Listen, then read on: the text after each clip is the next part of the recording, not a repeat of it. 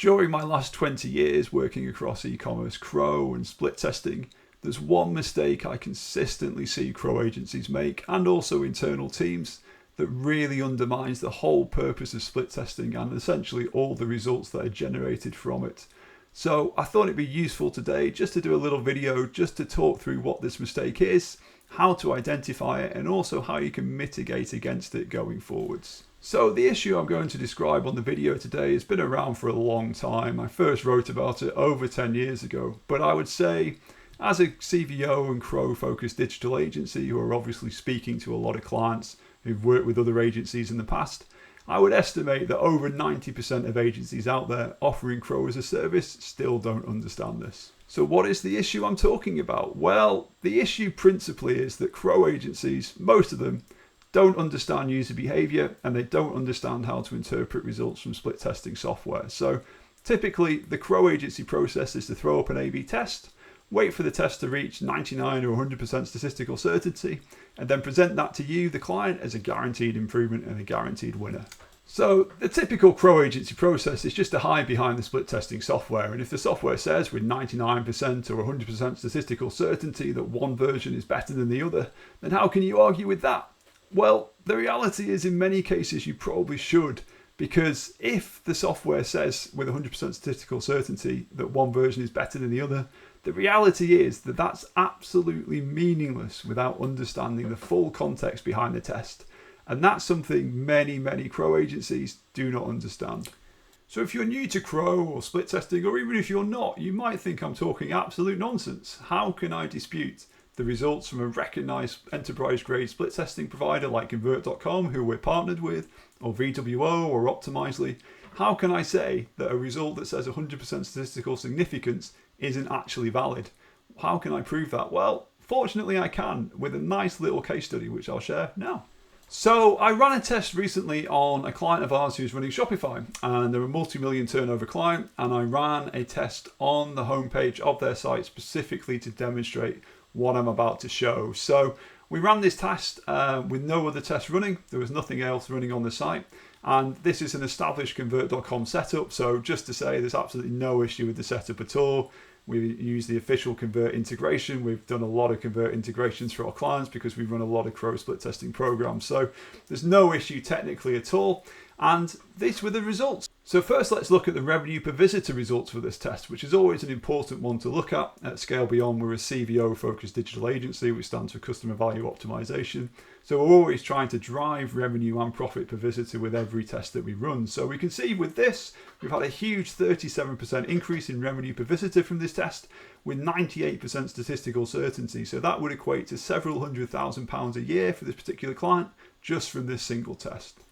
Now, if you're experienced in CRO, you might know revenue can sometimes be skewed, and it's very dangerous to look at just revenue on its own, particularly if you have high value orders and a range of order values, because if just a few really large value orders go through a particular test version, obviously that's going to skew the results. So less so with revenue per visitor, more so with AOV, but even so you can still get that skew. So you might be thinking, that's the answer. Focusing on revenue is always wrong. Well, no, that's not the answer, because if we look at conversion, the results are actually even more impressive. So we can see a huge increase again in conversion with nearly 100% statistical certainty. We can see that our test version has outperformed the original massively on overall site conversion rate as well. Pretty conclusive, right? Now at this point, most CRO agencies would be feeling pretty happy with the results, and they'd probably be posting it on their website as a case study. And also, if they offered a guarantee, which many CRO agencies kind of sort of do with various terms and conditions in the background, they'd be counting this towards the guarantee. So if they said, look, we'll pay for our service with the revenue we generate for you, otherwise you don't pay anything, then this would absolutely cover that fee.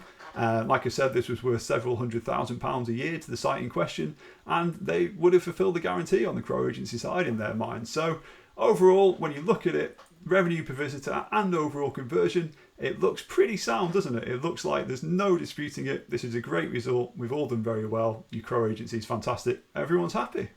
However, as you've probably realised by now, there is a huge but to the end of this story, because for the test that generated these exact real-life results, both test versions were exactly the same.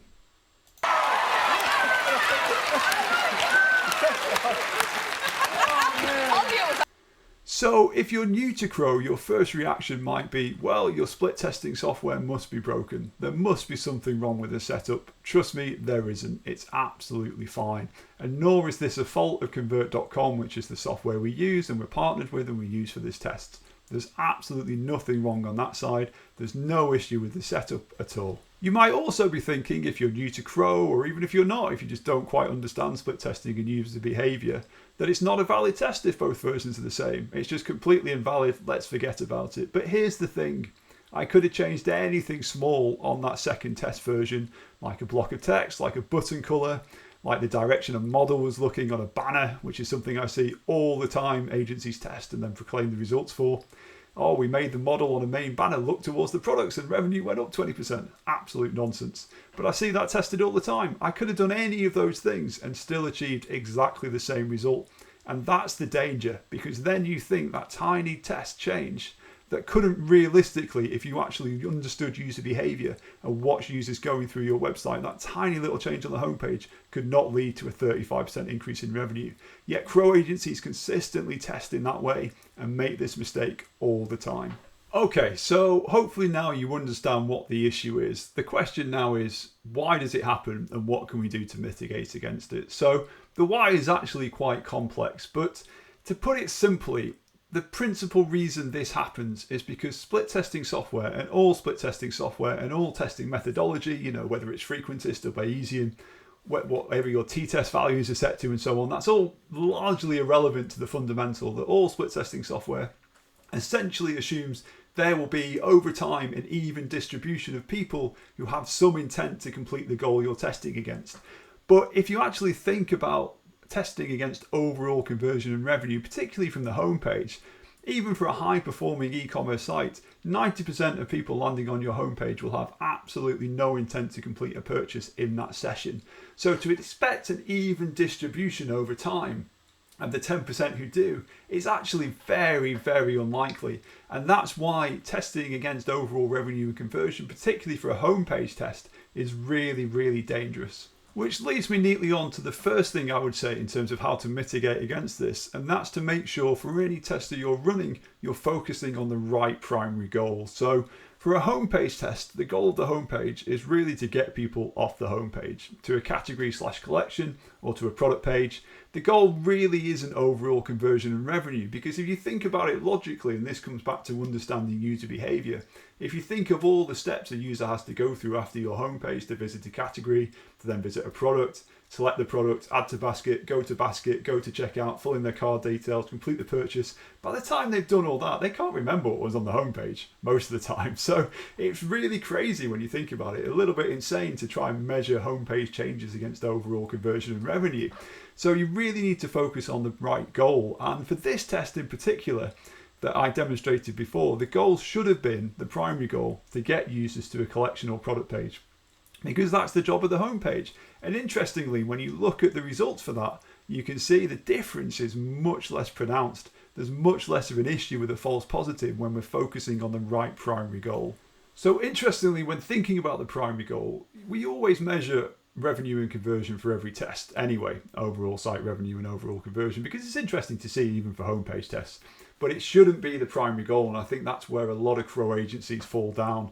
So when you think about intent going through a website, it's actually much higher the closer you get to the checkout and the overall purchase, the intent to buy. So I deliberately, when I was thinking about where should I test to demonstrate this relatively easily, the homepage was a clear choice because the intent to buy is lowest. And I've got a little image here to demonstrate that. And that meant I had the best chance of generating a false positive to demonstrate this. But that doesn't negate the fact that many CRO agencies, and I see case studies all the time for revenue improvements based on homepage changes. So many CRO agencies and internal teams just don't understand this. But if you actually think about it and you start to understand user behavior, it becomes a lot clearer why that shouldn't be the case. So beyond focusing on the right primary goal for a test, what else can you do to mitigate against false positives? Because we know, and I've proven pretty conclusively on this video, that just focusing on 100% statistical certainty from your split testing software is nowhere near enough. I think the first thing is really easy, and that is don't be afraid to run the same test again. If you're looking at the results and your CRO agency is saying this is a guaranteed improvement, but it just doesn't make sense to you, don't be afraid to run the same test again. And there's certainly no issue with that. Your CRO agency should have no issue with that. And it's a very valid tactic to ensure the validity of the results, because the last thing you want to do is roll out a test that says it's statistically proven to improve things, but then 6 to 12 months later not see any impact. And that's consistently what we see when we speak to clients at Scale Beyond who've worked with other CRO agencies, that's happened. The CRO agencies guaranteed improvements, they've implemented the changes, but seen no actual uplift over time. So there's certainly no harm in running the same test again if you want to validate the result. Another fundamental step we take at Scale Beyond, which most CRO agencies don't, is that we ABA test the standard rather than just AB. So what does that mean? Well, if you ABA, you essentially have the A, which is the original, you have the B, which is your new test version, or you can have multiple new test versions as part of one test, that's fine. And then you have the AA on the end, which is a copy of the original with no changes. So essentially you have two controls. Now, the downside of that for us is that it's actually a lot harder to prove a result, because you're far less likely in reality to get a false positive from an ABA in a clear way where one version's accelerated it clearly above the others than you are with just an AB. So you can't just throw up tests like CRO agencies do and hope for a winner, not that we would do that anyway. The other thing to be aware of is that if you add more versions, you are inherently increasing the possibility of a false positive statistically on a purely statistical level, and that's not something to discount. But what we find overall, and bear in mind I've been doing testing now for over 20 years, the ABA actually gives you a much better chance of not achieving a false positive. And we see it all the time where if you just compare the original against the test version, you'd come to one very, very clear and conclusive conclusion. But actually, because of the other original, you can pitch and you can see, actually, well, yes, the original's performing better than the A, but it's miles behind the AA, and therefore we can't call this test conclusive. And that really is beneficial to help prove conclusive results when you think about it from a practical level and understanding user behavior. But on the downside, like I say, tests do take longer to run, and it is much harder work for your CRO agency to prove results. But that's still something we do as standard. And that brings this little video to an end. So hopefully that's been useful and informative, and maybe something you've not thought about before if you've just been looking at split testing from a purely this is a guaranteed increase based on the results of the split testing software perspective. And hopefully you can see now there's quite a lot more to think about in terms of really understanding user behavior and really focusing on the right goals when you're running split tests. And of course, if you own or manage an e-commerce business and you're really interested in driving more e-commerce growth from your existing traffic through split testing and CRO and CVO, we'd love to speak to you. There's a link below. Just book a call and hopefully we'll speak soon. Thanks for watching.